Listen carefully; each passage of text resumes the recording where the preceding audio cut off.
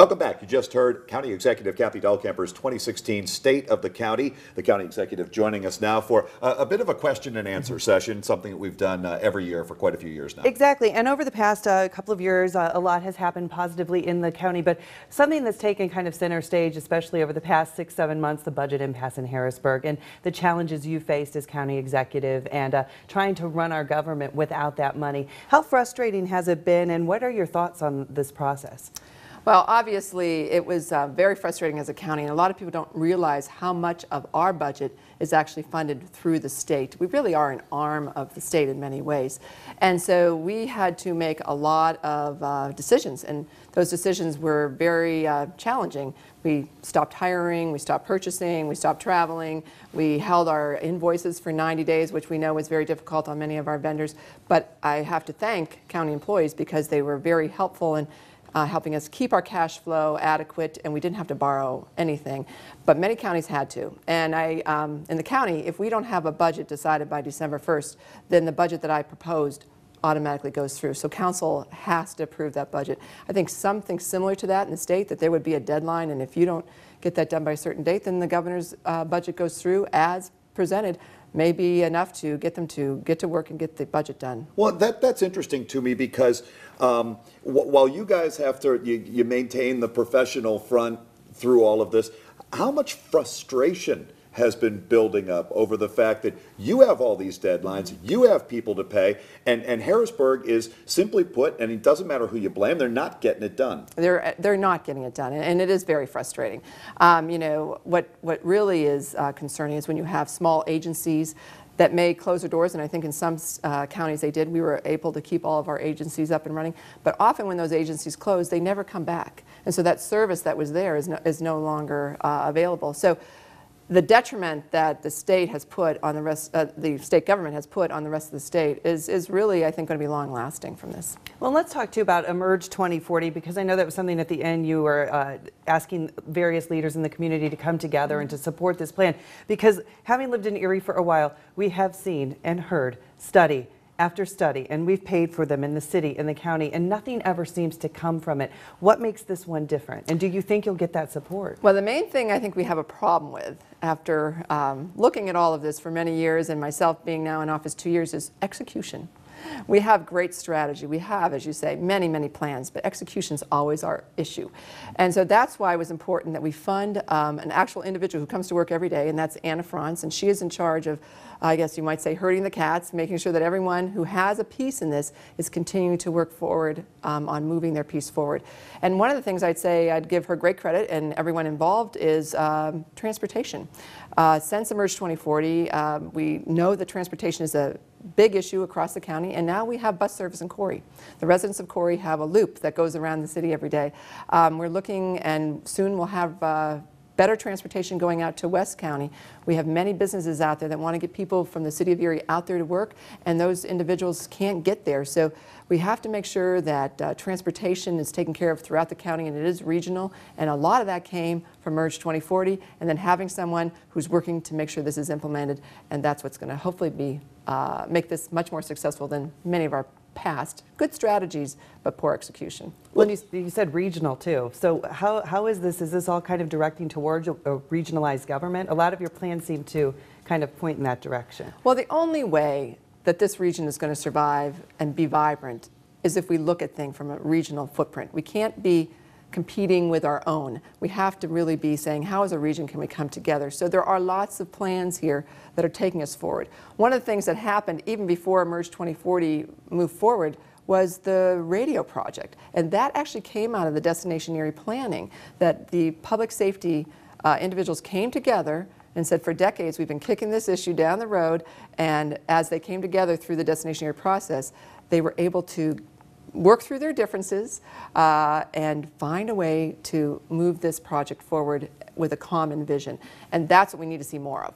So it's exciting. I see collaboration happening in ways we've never seen before. We need more of that.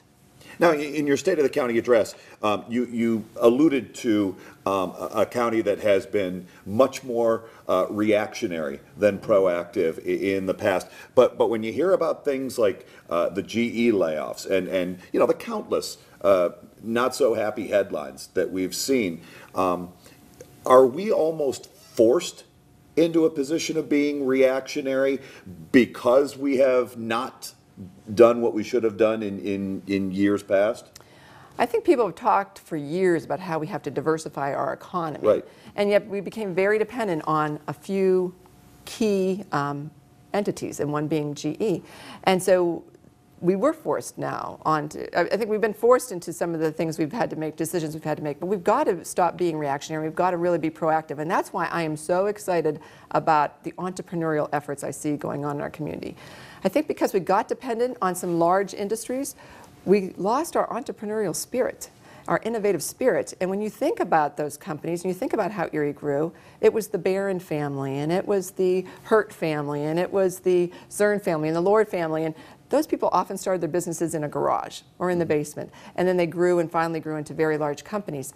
But then we sort of got dependent on those companies and lost that ability to continue to innovate, and we're regaining that now. But let me ask you this. You know, we hear over and over that Erie might be a great place to start a business, but it's a very difficult place to grow a business and to keep a business here. And we've seen that in some of the bigger companies who have ultimately made the decision to get out of Dodge, so to speak. But is that a conversation you're having with the state in order, because I know Pennsylvania business-wise is not terribly friendly? And that is part of the issue. We know as a state there are other states that are much more business friendly, and so those are some of the constraints put on us as a local government and a local region that we can't do much about, but we can certainly talk to the state and try to get them to see what they can do. And I know the governor tried to get some more corporate tax rate down because we are one of the highest corporate tax rates in the country. So it's complicated. There are many aspects to this, but I still think when you talk about those companies that have left, we'll just take Zern Industries, who recently announced they were moving one division out of Erie, Lord, who moved their headquarters out of here. They were here for many, many years. GE, my father worked there. That's why I was born and raised in Erie, and there was probably 15,000 people working out there then. So for many years, these companies have provided those kind of jobs. And now, yes, they have moved on, but we haven't done enough to create the new business behind them. And we've lagged decades behind, I think, in terms of creating what that next business is. And so you always have to be innovative. You always have to have the next business coming. And the world is changing fast. And what is that new vision for our region? And that's why, as I said, we're investing in healthcare, we're investing in education, we're investing in tourism, and we're investing in advanced manufacturing. And we really need to be all of those and more. And I don't even think we know what the jobs are that are going to be here 20 years from now, but we have to always be innovating to be ready for that. Well, and something that could definitely bring a lot to our area is the Marine Sanctuary. Mm-hmm. I mean, if that were something to happen here, and finally the county has applied for this, yes. Submitted that application, this would be huge for our area. It would be huge, and I think people don't understand the true impact of this, but it is equivalent to having a national park at our doorstep. And so you have the resources of the federal government, you have the tourism draw, because you now have a national entity here. But what I'm excited about mostly is the research and the education piece. When I went to Alpena, Michigan, where the other marine sanctuary is in the Great Lakes, their schools, NOAA has very much become involved with the school curriculum and the STEM fields particularly, and then the young people are finding how to use robotics at kindergarten and all the way up through 12th grade, and then they're finding great jobs after they get even out of high school, and some of them obviously going on to further degrees. So there's a great opportunity for the research side of this and the education and how that can be embedded not only in Erie County but really regionally. Now, I've heard that NOAA would likely only create one new sanctuary on the Great Lakes, and there's at least one other bid, right? One other application from the Great Lakes region? Well, they're actually interested in one in every Great Lake. Oh, okay. And there is one currently in Lake Huron, Right. and that's off of Michigan, Upper Michigan. They have an application in Lake Michigan, which is a Wisconsin application, and we have put an application in. So they are very interested in kind of a series of sanctuaries in the Great Lakes. They know the importance of the Great Lakes, and they want to put more emphasis and more of a spotlight on the Great Lakes through these marine sanctuaries. That would be huge. And obviously the history of the hundreds of shipwrecks that are off of our shores, it's quite amazing. It is amazing. And what NOAA loves about our community is that loves what's already here. We really already have a marine campus with our flagship Niagara, with our Maritime Museum, with the Bayfront Center for Maritime Studies, with Presque Isle and the Tom Ridge Center, and we could go on and list all of the things we already have, and that's what NOAA saw when they came here. And so I'm very hopeful that we will be brought into what they call the inventory, and then eventually to his designation. You expect a decision in? We'll know in 60 days, which will be by the end of February. We will know whether we are into the inventory, and then the other two, they're moving along fairly quickly. So I will be talking to the White House and hopefully getting any kind of support we might be able to get to move this along. That's just so exciting. And a lot of that too means more jobs in our area, both also with the tourism industry. I know in Michigan they get a lot of people there to that facility. And when it comes to jobs too, you're also very passionate about the summer jobs program. It's been around now. Will this be the third summer coming up? Coming up in 2016 will be our third year. How has it improved, and do you see it working in our community? So we've had, last year we had about 140 young people go through this program throughout the county, through the city of Erie and then in the more rural communities. And we had more companies join with us in this effort this year. So we had GE take in some students, Erie Insurance, Vikings Plastic, and Corey. So what is happening is these students are finding possibilities that they didn't even know about. And they're excited.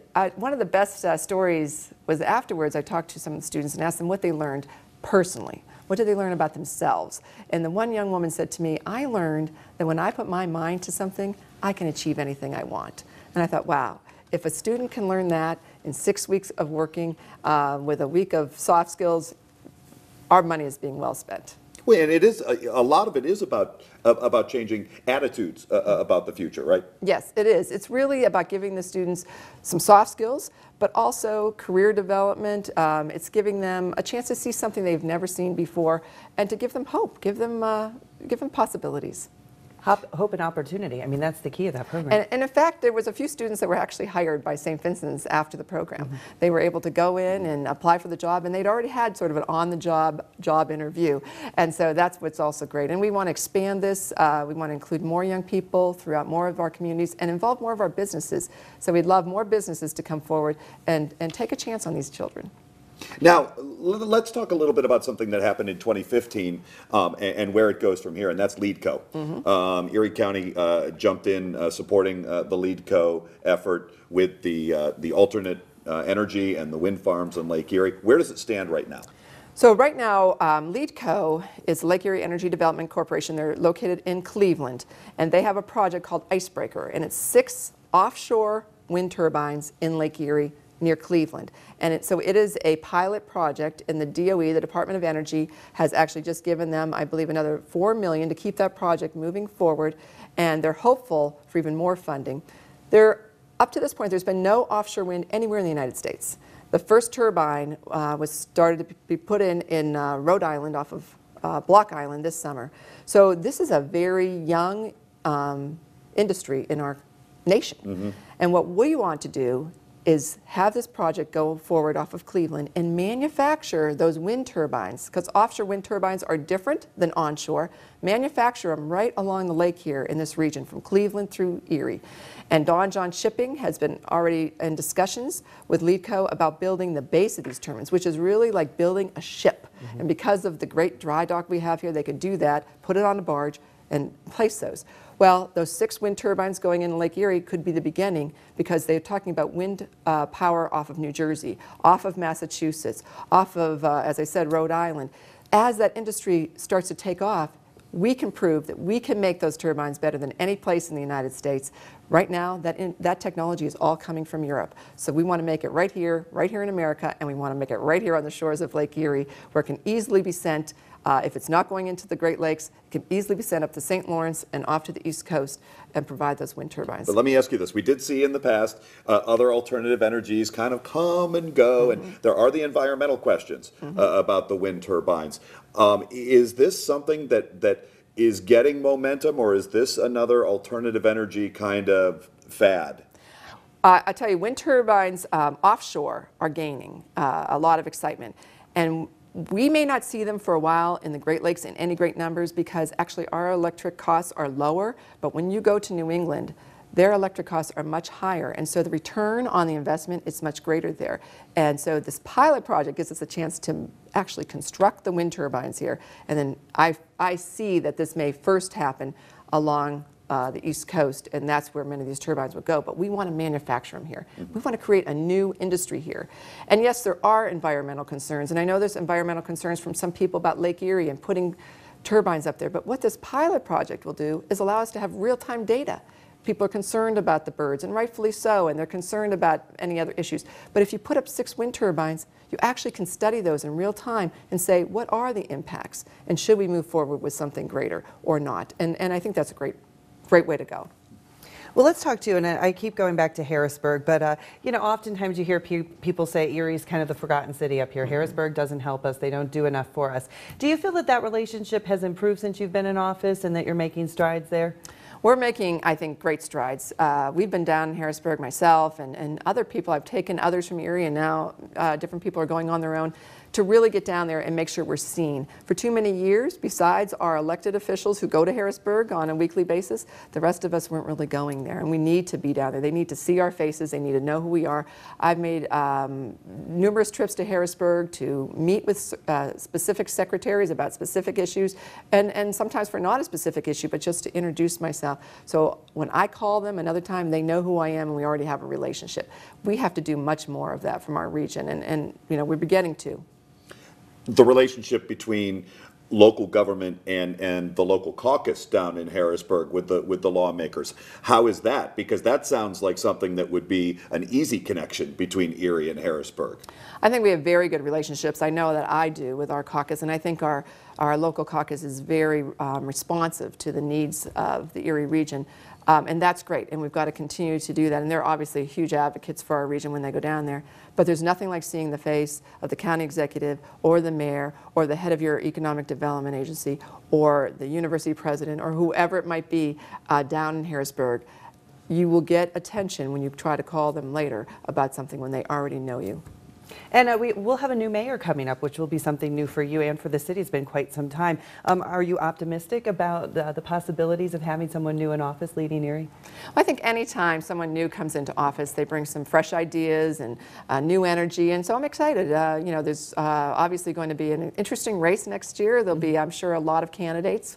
When you have someone in office for 12 years, it suddenly opens up the door for many people to take that shot at being mayor. So I look forward to the race, and I look forward to working with whoever takes over from mayor. Well, I think that's the question right there, because there has been, I mean, there's been a little more cooperation, you know, as the years have gone by, but there's been a feeling of still an us and a them when you talk about city and county. How do you bridge that gap? What do you do immediately with a new mayor to change things or to improve things? Well, you know, people think of county and they somehow leave the city out, but you have to realize county government, we help all 38 municipalities. The city of Erie is one of those 38.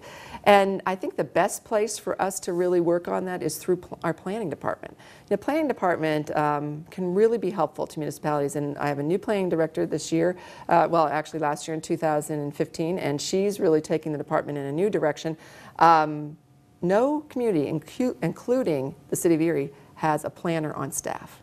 And yet, community development really depends on having good planning. And so she has gone out to each municipality, including the city of Erie, and said, what do you need? And now we're trying to respond to those needs. And we've worked, for example, the city comp plan. Our planning department has worked hand in hand with the city on that comp plan. In fact, the county funded a good majority of that comp plan. We're working with the city on land bank issue and seeing how we can move that forward as a region. And so those are the kind of cooperative things that we can do, and there's many other areas, but I think planning department is really the key area for us to work with the new mayor and the current mayor. So interesting, and so many things to look forward to, and I can't wait to see what comes to fruition. Hopefully everything will that you have planned. All right, thank you so much, Erie County Executive Kathy Dahlkemper. It's the 2016 State of the County that you've been listening to, and of course our Q&A with the County Executive. Thank you for giving us your time, and thank you for giving us your time, and have yourselves a great day. This has been the 2016 State of the County Address. Thank you for watching.